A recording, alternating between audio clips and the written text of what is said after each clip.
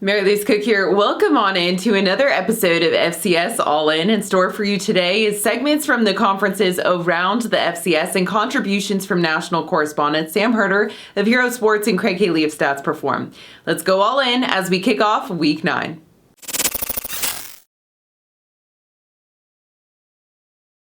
Hello everyone, this is Mark Bryant in the Big South Network studio with this week's football update. We are halfway through the league season, so let's take a closer look at where things stand. Kennesaw State and Monmouth are tied for first in the Big South standings at 3-0. The Owls are ranked as high as number 10 in this week's national polls and have won 5 straight games. Quarterback Xavier Shepard leads the Big South and is second nationally with 12 rushing touchdowns. Kennesaw State has won 16 consecutive games in the month of October and has allowed just 7.8 points during its current 5-game win streak. The Owls host Gardner-Webb today at 1. Monmouth is back in action following its bye week and carries a 13-game Big South win streak into today's matchup at North Carolina A&T. The Hawks have scored 30-plus points in each contest during that span, tied for the longest string in league history. In addition, Monmouth has won 8 straight Big South road games, which ties another conference record. Quarterback Tony Muskett has thrown a touchdown pass in 11 consecutive games and leads the Big South with 14 scoring strikes this season. The rest of the Big South standings at the midway point sees Campbell and North Carolina A&T tied for third place at 2-2. 4 teams are tied for fifth with 1-2 records, while Charleston Southern rounds out the standings with a 1-3 mark. All but North Alabama will play 7 conference games in 2021. Let's take a look at today's Big South schedule. Hampton and Robert Morris meet for the first time, and kickoff is at noon in Moon Township. Another first-time meeting this afternoon is Monmouth at North Carolina A&T at 1. Elsewhere, Campbell visits Charleston Southern at 1 p.m., and the Buccaneers have defeated the Camels the 3 previous meetings. Rounding out today's slate is Gardner-Webb at Kennesaw State. The Owls are 5-0 all-time against the Runnin' Bulldogs. North Alabama is idle and returns to action next Saturday at Monmouth. That's this week's Big South Football Update. Enjoy all the games, and be sure to follow Big South Football on ESPN Plus and on social media at Big South Sports.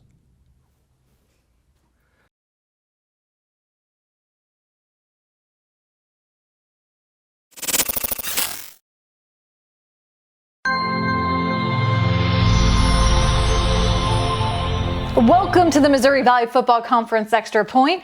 Just a month remains in the regular season, and the Valley holds down 2 of the top 3 spots in the Stats FCS Top 25 poll. At 6'4", UNI receiver Isaiah Weston is a big target for quarterback Theo Day and a huge part of a much more balanced Panther offense. Despite double coverage at times, the senior is leading the nation at 26.3 yards per catch. His deep threat potential in traffic was a huge factor in UNI's 26-17 top 25 road win over South Dakota State. A game Weston finished with 4 catches for 125 yards and a touchdown. Speaking of big play potential, Illinois State running back Cole Mueller is proving to be a load for opposing defenses. The Redbird freshman is averaging almost 6.5 yards per carry and already has 3 100-yard games in his rookie campaign. Against one of the top run defenses in the league, Mueller rolled up a career-high 178 yards and a touchdown as Illinois State scored their first Valley win of the season on the road at South Dakota. Forced turnovers have been a constant for Valley teams and defenses this season, as 6 teams rank in the top 21 nationally of turnover margin. Northern Iowa's 18 TOs are second in the country, only behind Campbell's 20 takeaways, and the Panthers' 10 fumble recoveries are third nationally.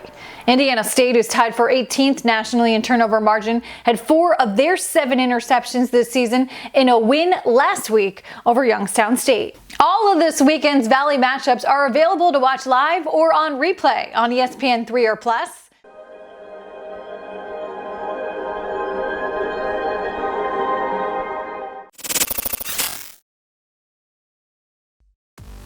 Week 8 in Patriot League football was extremely fun to watch. We had a pair of fourth quarter comebacks and history being made in Worcester, Massachusetts. When the dust settled, we were left with 2 undefeated teams at the top of the league standings. Hi, I'm Maria Tribal Peace for FCS All-In. Lehigh's Ethan Hill ran for 159 yards and 3 touchdowns on Saturday as the Mountain Hawks were on the verge of a huge upset, but that's when Tim DeMorat took over. Trailing 28-14 in the fourth quarter, DeMorat capped a 75-yard drive with a touchdown run, and with 3:57 left, he found Jack Lynch for an 11-yard score to tie the game at 28. 2 minutes later, DeMorat punched it in from 2 yards out to give Fordham its first lead at 35-28, and the defense forced a fumble with 45 seconds left to secure their 3-0 start in Patriot League play. Georgetown also trailed in the fourth quarter at Bucknell thanks to 3 touchdown catches by Dominic Lyles that had the Bison ahead 21-16. Pierce Hawley scored on an 8-yard touchdown run with 5:13 left to give the Hoyas the slim 22-21 lead, and with 2:55 remaining, Herman Moultrie III put it on ice with his 33-yard touchdown scamper to make it 29-21. Holy Cross and Colgate played the first football game at Polar Park, the home of the Worcester Woo Sox, and the Crusaders wooed the crowd with 42 points in a convincing league win. Quarterback Matthew Sluka and running back Peter Oliver combined for 267 of Holy Cross's 359 rushing yards, as well as 3 of the 5 rushing scores. The only passing touchdown came on a trick play where kicker Derek Ng connected with Colin Hanahan for a 9-yard score in the historic win. You know, it was pretty cool to see how they transformed this and just how much hard work they put into it. And I was really glad our guys were able to focus throughout the day. This is a 5 p.m. start, so it's a little bit different than they're used to. But they did a really good job of managing it. We had it pretty structured, but I liked the way they carried themselves. I liked when they arrived here, the way they took the field. And then, you know, they just really produced, and they produced and played hard. And that's all we can ask for is that they play hard. Really neat to see the community out here. Really neat to see this packed and to hear this being, you know, a packed house. And then I'm just glad we're able to come out with a win. That's a very good football team, as you know, 2-0 in the Patriot League. And, you know, I thought our kids played really, really hard again. And that's all we're really caring about. Holy Cross moves ahead of Colgate in the standings at 2-0, and the Crusaders sit behind 3-0 Fordham with 4 weeks left in the season. Lafayette, which was on a bye in Week 8, is still in the mix with Colgate for the 2021 championship. The Crusaders will have a chance to tie Fordham in the standings this week with the Rams on the bye. Holy Cross travels to Lehigh for a noon kickoff, while Georgetown hosts Lafayette at 12:30. Colgate will look to bounce back at 1 p.m. when the Raiders host Bucknell. All 3 games will be live on ESPN+. For highlights, you can follow us on Twitter at Patriot League TV. There you can also find my features on Lehigh's Rashawn Allen and Georgetown's Ahmad Wilson. We'll see you back here next week.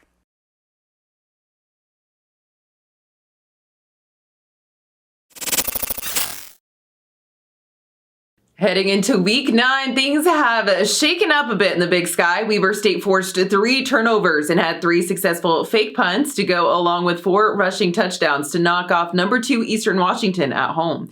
The victory snapped the Eagles' a 20-game home game winning streak. Montana State climbed to number 6 in both national polls, their highest ranking this season, while 5 other Big Sky schools joined them in the top 25.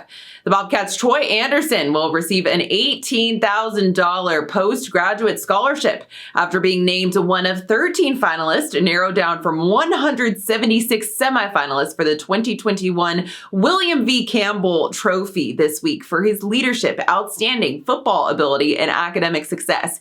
He's the only finalist from the FCS. Sacramento State remained unbeaten in the Big Sky Conference with a shutout victory over Northern Arizona on homecoming night. Hornet quarterback Jake Dunaway recorded his 4th career 300-yard passing game and earned a Big Sky Player of the Week honor as a result. He chatted with me about the award earlier this week. Let's take a look. Jake, you led your team to the first shutout in the league this past weekend. What was working well for you? I feel like we just played, full game, 3 stages, all 3 stages, football, offense, defense, special teams. We had a really good game plan, really good week of practice going in, and I just feel like we executed all the way around the board. So we're really happy with our performance. Looking back to your first year with the program in 2019, you're part of a championship team. Do you feel that this is a team capable of repeating that success? Yeah, 100%. We know what we're capable of. We have a lot of returning players from that 2019 team. And obviously we didn't play a 2020 season with COVID. We didn't play in the spring. But that didn't mean that, we stopped working. We were always there every day, getting better. And I feel like, that's starting to show a little bit. We have a lot of depth everywhere. So, we're really excited with, how the season's going and, just taking it one game at a time. You can catch the full interview with Jake Dunaway on Big Sky social media. And with the continuation of the second half of the schedule, here's a rundown of all the Week 9 action.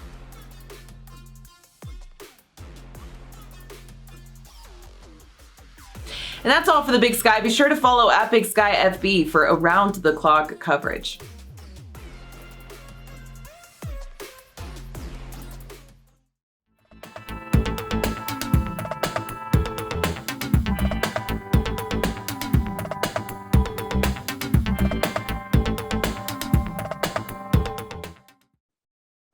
Hi, I'm Denise Thompson, and I'm joined by Craig Haley of Stats Perform and Sam Herder of Hero Sports. It's time to talk FCS football. How are you gentlemen doing today? Doing real well, Denise. Doing good. Well, we're back at it. And Craig, my first question is what I have for you. The Magic City Classic is this Saturday, bringing together Alabama A&M and Alabama State in Birmingham. Can you tell me why you think the HBCU Classics have been such big draws? Yeah, I mean, a game like this, it's rare when they go under 60,000. I mean, the Magic City Classic, they have it right, the HBCUs. I mean, with the Classics, they're neutral site games that brings together, the fan bases. It's a destination. I mean, as much a social event as it is a football game. It's a chance to celebrate, traditions of the schools, the history, the bands, the parades, the tailgates that go on. It's just a fun event, and it's a destination for everybody. And you do it in larger cities, and it makes it easier to attract big crowds. And you're right. I mean, some of the biggest crowds of the season are these classic games. Speaking of big crowds, Sam, the Jackson State Alabama State game drew an FCS season best so far, 53,578 fans. And JSU has the top 4 attended games this season. I mean, those numbers are pretty crazy. Yeah, and the SWAC routinely has the highest attendance in the FCS every year. And I think, Craig hit on a lot of it, but, there is that added excitement around Jackson State, but just overall, all those games get really good crowds just with the school pride and the traditions, and there's great rivalries. There's a lot of smack talk going into those games, and so the build up to some of these matchups is exciting. Listening to some of the press conferences, there's always some shots thrown here or there. So I think that you just put all that together, and SWAC games are always so exciting. So those games are always really highly attended. Speaking of build up, Sam, was there a game last week that just kind of made you do a double take, think twice as far as the outcome was concerned? Yeah, honestly, the game that did that the most was South Dakota losing to Illinois State. Because Weber State beating Eastern Washington was an upset, but when you think about Weber State's 4-time defending Big Sky champs, it wasn't a huge shocker. Same thing with Northern Iowa beating South Dakota State. Yes, it was an upset, but Northern Iowa has gone to Brookings, multiple times and gotten wins. So those results were surprising, but not shocking.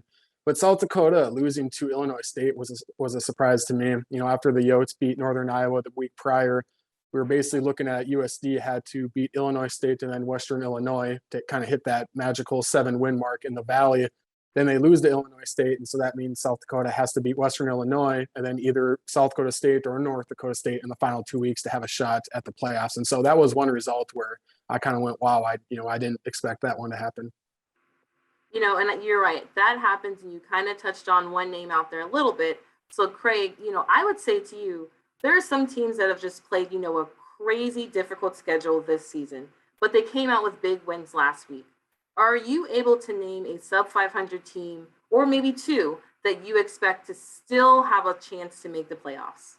Yeah, Sam mentioned Weber State. That was the big one last week, knocking off the second ranked, Eastern Washington Eagles. Their schedule has been tough, but now it becomes very manageable now they get past Eastern. If they can win out and get to 7-4, you probably give them a shot for an at-large bid. And another school, like North Dakota, they have an even tougher schedule ahead. Missouri State, South Dakota State, but North Dakota, if they can get to 7-4, you're asking a lot when you talk about win out, but that's the playoff mentality these teams have. And I think those two stand out after last week. And I think you're asking about at-large teams. It could happen with a automatic qualifier in a conference like the OVC. clearly UT Martin's been the best team, but in Austin P, Southeast Missouri, they're still in the mix with only one conference loss and overall losing record. So, those are possibilities. But yeah, if you're asking at large, I'd say Weber State and North Dakota. Sam, for you, I would ask, which team currently ranked in the top 10 has surprised you the most this season? I would go with Villanova. As far as, I didn't expect them to be a top 10 team or even a top 5 team, but I kind of expected Villanova to be, 11 to 18, somewhere around there, because they've always been a good program. It's not like they came out of nowhere. They've always had really good players, have just, kind of been bitten by the injury bug, what it seems like, for several years. And so now they're healthy, they have experience, currently undefeated against the FCS, the one big win against James Madison. And so I guess, just looking through the top 10, I would say Villanova is the surprise as far as a team I didn't expect to be ranked, where they're at right now. Switching over to talk about individual players for a little bit.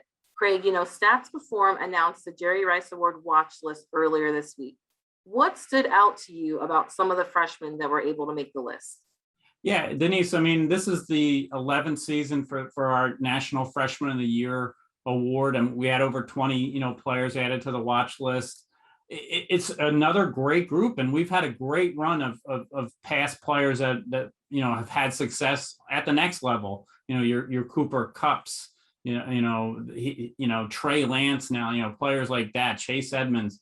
I think this group, there's only been one defensive player to win so far, Bryson Armstrong at Kennesaw State, but James Conway at Fordham, he's number 2 in the nation in tackles per game. He stood out. It's a great linebacker group. The quarterbacks always seem to draw attention. Shador Sanders, Deion's son at Jackson State. He's had a great year, 17 touchdowns and only 1 interception. Zevi Eckes at Bryan has them going. Darius Hale, the running back at Central Arkansas, last week he had over 250 rushing yards. Jalen Witcher, the Presbyterian wide receiver, is putting up huge numbers. So, there's definite great competition, for the Freshman of the Year award, the Jerry Rice. So just fun when you look at all these players and know what's ahead for them and what they're already doing. Absolutely. And talking about a player who has had a lengthy career, Sam, Youngstown State's Jaleel McLaughlin leads all divisions with 6,165 rushing yards. That is almost 3,000 more than the next active player. Holy cow. What is your take on Jaleel's game?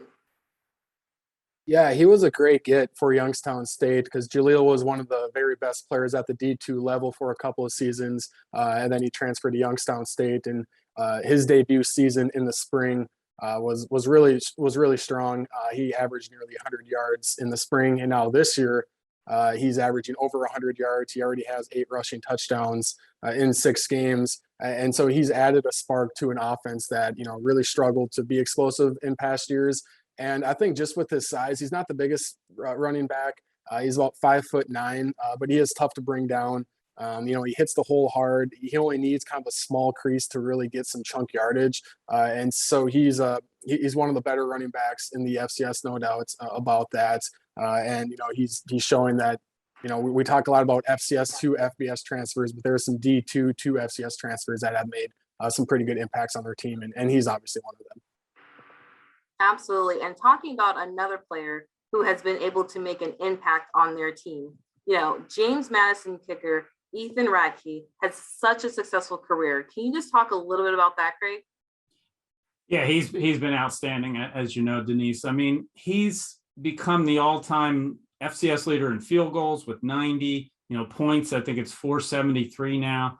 He's gone past Dan Carpenter, had a great career after he played at Montana. He's done that in fewer games. Which is great. You think JMU is always playing a million games. Well, the record setter played a million games too at Montana. So I think the key for Ethan is he played in those big games early in his career. His coaches had confidence in him. He's accurate within 45 yards. The JMU offense is always putting him in position for field goals.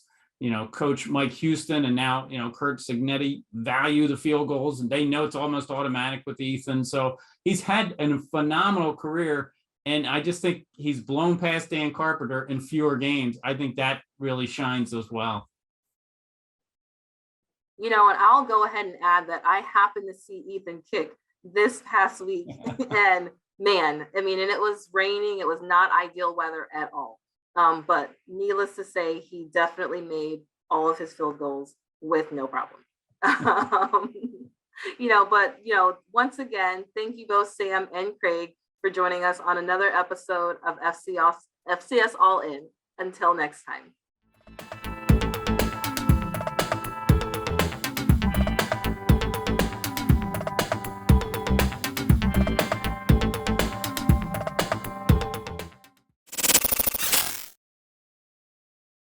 The battle at the top in CA football remains tight as October comes to a close.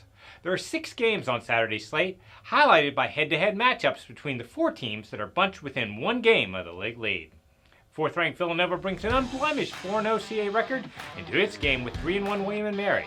The Tribe leads the CA in rushing with 211 yards per contest and is coming off a 329-yard performance on the ground against Towson last week. Wildcats head coach Mark Bronte knows slowing down the Tribe rushing attack will be difficult. I think he is probably the quarterback in our league that has run it the most and has the most yards running from a quarterback position. So you got to defend a dual threat guy. They're good up front. They have good targets and they have a good running game and they always have big backs. Villanova's defense is ranked 5th nationally, allowing just 261 yards per game, and has been especially strong against the run, giving up only 74 yards per contest. The Wildcats held nationally ranked Rhode Island to 169 total yards in a shutout win last week, and Tribe head coach Mike London is impressed with that unit. Defensively, they get after you. They create turnovers. They're very sound. And when you're playing sound defense, gap responsible, and you have confidence in the players that are playing those positions, and that lends itself to a really, really good defense. After playing 4 of its last 5 on the road, 5th-ranked James Madison returns home to take on an Elon team that is on a 3-game winning streak. The Dukes held Delaware to 109 total yards in a 22-10 win last Saturday and now lead FCS in total defense, giving up only 222 yards per game. JMU head coach Kirk Signetti thinks the unit is continuing to get better each week. We're really dominating the line of scrimmage. We did a better job of tackling in this game. We're rolling a lot of guys up front. Our linebackers are playing well. MJ Hampton coming back is giving us a real shot in the arm. Chuck's playing really well at Rover, and MJ's spelling him at Rover, playing a little strong and free at times. I think that's really helped also. Elon enters the matchup with JMU riding the momentum of 3 consecutive CA victories. Phoenix head coach Tony Trisciani talks about the reason for the recent success. You look at the last couple of games, and we've been able to get off to a fast start in these games. And we did on Saturday. And we've also had to overcome some momentum swings in the last couple games. And, we did that again on Saturday. Here's a look at the schedule around CA football.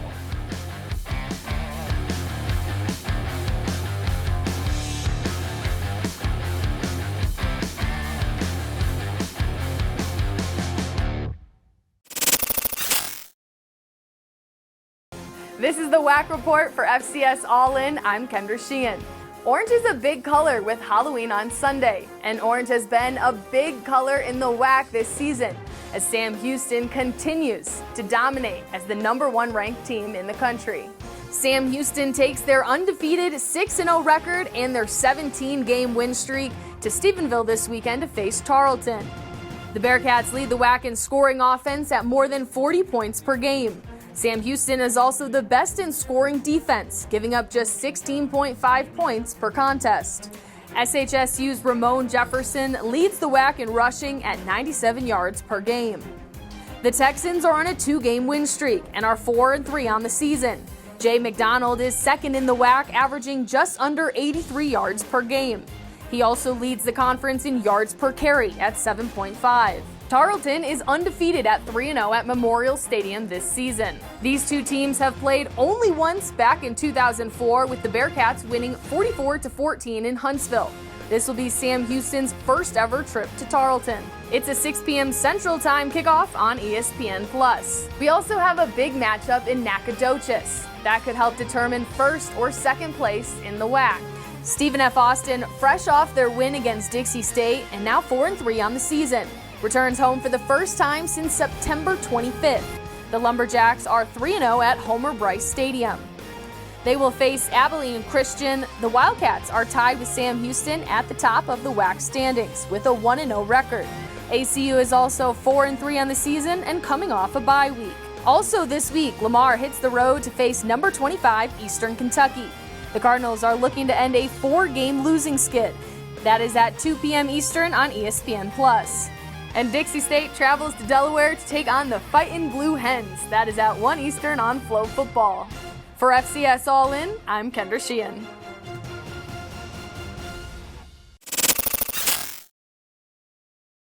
What's up, everybody? Emery Hunt, the czar of the playbook, back with you once again for our Week 7 Ivy League football preview as we take a look around the Ancient Eight. Now let's take a look at the Ivy League standings, and as you can see, only one team remains unbeaten, and that's Princeton. The Tigers remain unbeaten both in league play and overall. As I said, it's 6-0 on the season. Now there's a logjam at number 2. So many teams are 2-1 on the season or in conference play. 3 are 5-1, but what's impressive about those 3 teams that are 5-1, no one, including Princeton, has given up over 100 points defensively. That's winning football, which is why they're all over 500 on the season. Now, let's get into some Week 7 action on the gridiron, and we start on Friday night where Princeton takes on Cornell. Now, the Cornell Big Red and the Penn Quakers are one of 2 teams that are still looking for their first win in Ivy League play. Now, when you look at Cornell, as their quarterback starts to get more acclimated to the game and it becomes more comfortable back there at quarterback, he's a dual threat player, he can do a lot of damage. And we'll see if Princeton can stay on the right track, stay on the winning track as they're coming off of a 5 overtime game victory against Harvard. Next up, we have Columbia taking on Yale, and the Lions are coming off of an outstanding performance defensively. They shut out Dartmouth 19-0, and the obvious thing I'm looking for in this ball game is, can they repeat or have an encore performance defensively? And when you look at Yale, I need to see more of their quarterback, Nolan Grooms. This guy was outstanding last weekend, over 100 yards rushing, over 280 yards throwing the football. He's a dual threat playmaker for the Bulldogs, and he's going to have a huge day if they're going to pull off the upset. Next up, we have probably the biggest game on the Week 7 slate, and that's Harvard playing host to Dartmouth, as both teams are coming off of tough losses last weekend. We talked about Dartmouth being shut out, and Harvard is coming off that 5 overtime loss to Princeton. For Harvard, they can't let last week's loss become this week's problem, so they have to forget about what happened last week, move on, and try to knock out the Big Green. And for the Big Green, their offense has to get off to a fast start. They can't start slow like they did against Columbia. It's going to be hard to get things going if they start off slow against a very good defense like the Harvard Crimson. And lastly, the Penn Quakers welcome in the Brown Bears, and they're looking for their first win, Ivy League win of the season, are the Penn Quakers, and they're going to have to do it with defense, because when you look at this trio of Brown Bear wide receivers, I love what I'm seeing from Hayes Sutton, Wes Rocket, and Graham Walker, who had the game-winning touchdown last weekend against Cornell. If Brown comes out guns a-blazing like they've done offensively all season long, it can make things difficult for Penn. So that's why if you're the Quakers, it's going to be about playing good defense, getting off the field on third downs, so getting those early stops and trying to force some turnovers from the Brown quarterback, E.J. Perry. So that's a wrap for this Week 7 Ivy League football preview. For more Ivy League football content, keep it locked here on ESPN+.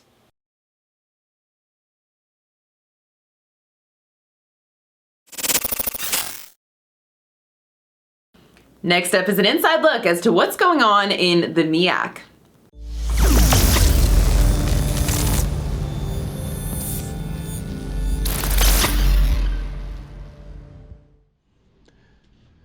After their first full weekend of conference play, MEAC preseason favorite South Carolina State is 2-0 in the league after defeating Delaware State this past Saturday, 13-7 in Dover, Delaware. The Bulldogs have won 3 of their last 4 games, while the Spartans are now on a 5-game winning streak after they won their conference opener on Saturday, 45-31 over Howard, behind 332 passing yards from Juwan Carter and 2 rushing touchdowns from Cameron Brent. North Carolina Central also won its MEAC opener on Saturday, hitting the road to defeat Morgan State 28-17, behind 4 touchdown passes from Davius Richard. 3 more conference games are on the docket this Saturday, all live on the MEAC Digital Network on ESPN+. Norfolk State will put its winning streak on the line when the Spartans play host to Morgan State at Dick Price Stadium. Howard will make the short trip to Dover, Delaware, and Alumni Stadium to take on Delaware State, while South Carolina State will be in Durham, North Carolina to take on North Carolina Central. All 3 games will kick off at 2 p.m. For more information on MEAC football and its 15 other sponsored sports, please visit MEACsports.com. Also, follow the MEAC on Facebook, Twitter, Instagram, and TikTok at MEAC Sports, and subscribe to the MEAC Digital Network on YouTube.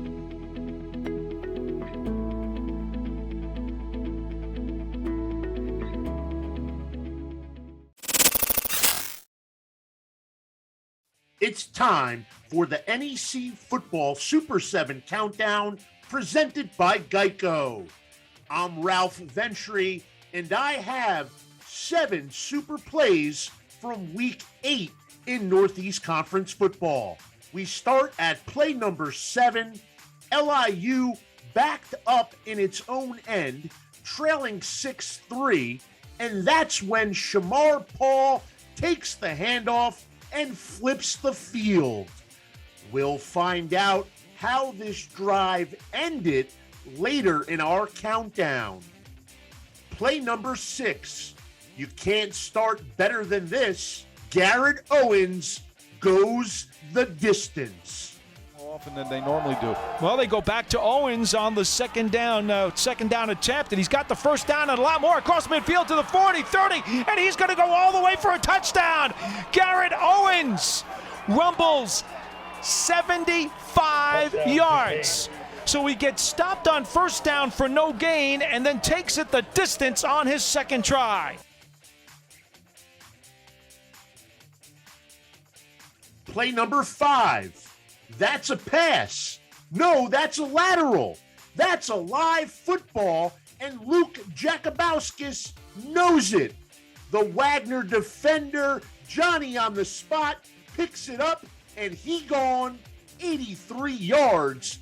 Jakubowskis for the touchdown. Play number 4. Back to Central Connecticut, where LIU is on the march. Shamar Paul ran them into plus territory. Now, Derek Eugene finishes off the drive. Eugene, with the strong hands, reaches out and takes it for the touchdown. The Sharks went on to win 30-13 for the program's first ever Division I FCS road win. Play number 3. Not bad for a linebacker. Bryant's Joe Andreessen with the dive and the interception. Play number 2. Sacred Heart's running game was unstoppable in the second half against Duquesne.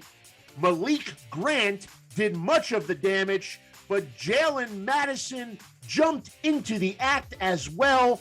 Madison would not be denied, powering into the end zone in the Pioneers' 31-13 victory.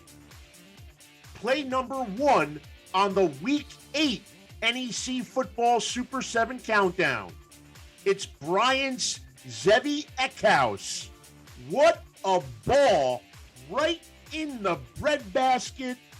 Anthony Frederick pulls it in for the touchdown. The Bulldogs take the lead for the first time of the game, and they would lead the rest of the way. Eckhouse to Frederick. Bryant wins 31-10. And there you have it. 7 super plays from Week 8 in NEC football. Thank you for watching the NEC Football Super 7 Countdown presented by Geico.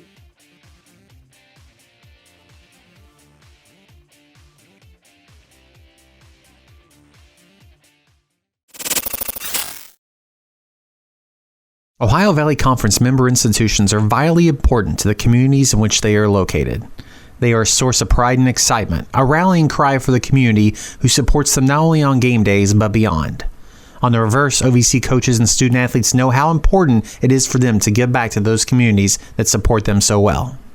I mean, it's just so important in life. Like, it's not about you, and serving others is just one of the biggest skill sets and growth that you got to have as a young person. And, certainly being a Division I football program in a town, like, you have an obligation, but also an opportunity to invest deeply in our town, in our region. And so whether it's with kids or serving in other areas, so that's personal to me, but our players love it. They love doing community service. And, I'm proud of the things that we've done in the past. We've been on multiple community service events, like we've gone to help at the nursing homes, food drives, whatever it is. Anytime they offer it, it's not even ever been mandatory. It's always been just volunteer, and guys just take advantage of the opportunities that are given. And we just love helping out the community, because at the end of the day, we're helping each other out. They'll, in the end, help us out by coming to support us at our games. And it's just the love for the community. So we're just helping each other out. We've helped Soup for Souls. We helped the Need Line, which are two organizations that really help needy people as far as food, in our community, and they've jumped in and helped. We've had tremendous response from our guys. I think we're up above 20 or so guys going over to help. And the thing I like about our guys, it's not about taking a picture and getting on Twitter or whatever. They really want to help people. They care about people, and they care about this community, and they want to be involved, and they want to help. I really believe that it's an important thing for the young men to learn is to when they have this incredible platform for 4 or 5 years of their life to be a Division I athlete, to truly affect young people in their communities, to be role models. But it's incredibly important that we want to be an integral part of this community. The Charleston community completely grew up around Eastern Illinois University. It values everything that has to do with Eastern Illinois University. And when the Charleston community is thriving, Eastern Illinois thrives, and vice versa. We've got to be out. We've got to be visible, and we've got to give back. And then that in turn breeds a broader sense of community. It wants these young people to come to the games, be in the stands, be at our Panther Prowl before the games, all the fun things that really make it a great college football experience for young men. So it's truly, we want to give back, but it truly works kind of circularly for everyone to get a positive out of it. By giving back, OVC student athletes are making long-lasting positive impacts in each of their communities.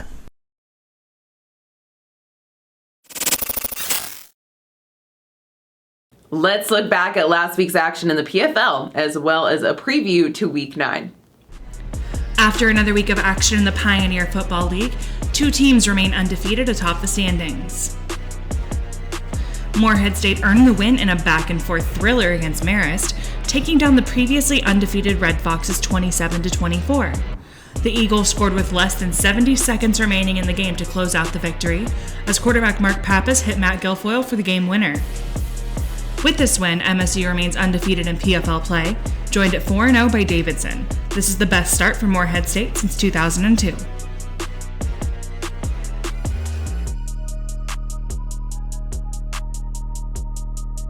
The Davidson Wildcats earned a win on the road at Butler, defeating the Bulldogs 49-35. Davidson used 21 points in both the third and fourth quarters to build a 28-point lead and held on for the victory. The Wildcats' run game was strong, rushing for 5 touchdowns and 363 yards.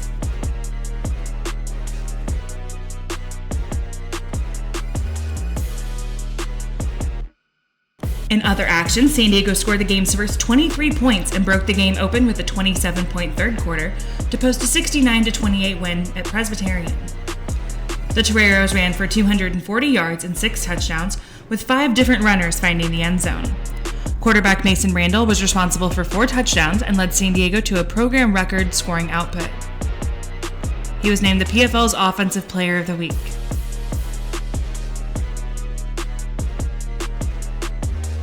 Linebacker David Ambagshire was named the Special Teams Player of the Week after returning a blocked punt for a touchdown and forcing a fumble.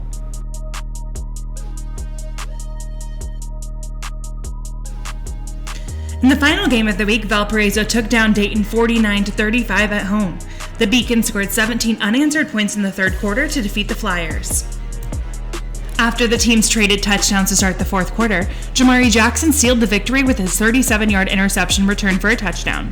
Valpo DB Austin Chilton earned Defensive Player of the Week after grabbing his third interception of the year and recovering a fumble on a punt return late in the second quarter. He also had 5 tackles and had a hand on a tackle for loss. Heading into today's games, here's a look at the standings.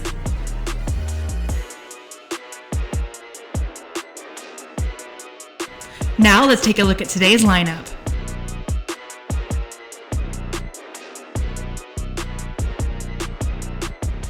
Thanks for going all in with us. You can catch every episode of FCS All-In right back here every Saturday at 10 a.m. Eastern Time. Be sure to like, comment, subscribe, and ring that bell icon to stay up to date on all the latest FCS All-In content. Until next week, let's be sure to keep the conversation going on social media by using the hashtag FCS All-In.